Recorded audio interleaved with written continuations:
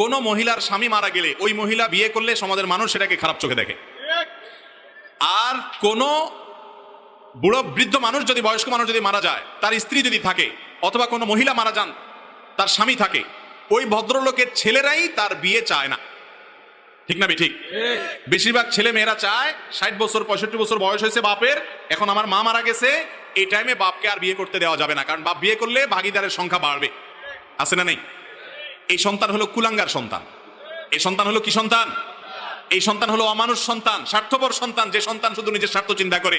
মুরব্বীরা আগে থেকে বাচ্চাদের নামে, ছেলে মেয়েদের নামে জমি জমা লিখে দেওয়া পরে কিন্তু এরকম ঝুলবেন, সব নিজের হাতে রাখবেন। খবরদার ছেলে মেয়েকে আগে থেকে কিছু লিখে দিবেন না, তাহলে সব সোজা হয়ে থাকবে। কথা কি বুঝাতে পারছি? অতএব বাবা মা তারা বয়স হয়ে গেলে, আপনার বাবা বেঁচে আছেন, মা মারা গেছেন, তার এখন সঙ্গী দরকার, কথা বলার জন্য একটা মানুষ দরকার। একাকি থাকতে পারে না, নির্জনতা অনেক কষ্টের, বৃদ্ধ বয়সে ডিপ্রেশনে ভোগে।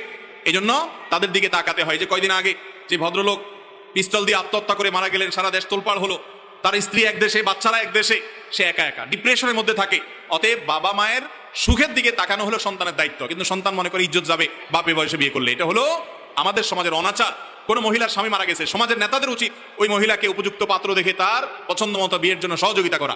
তাকে বিয়ে করতে যদি নিরুৎসাহিত করেন, তাহলে সমাজের মানুষ গুনাহগার হবেন, পাপিষ্ঠ হবেন। খুব অন্যায় কাজ এটা।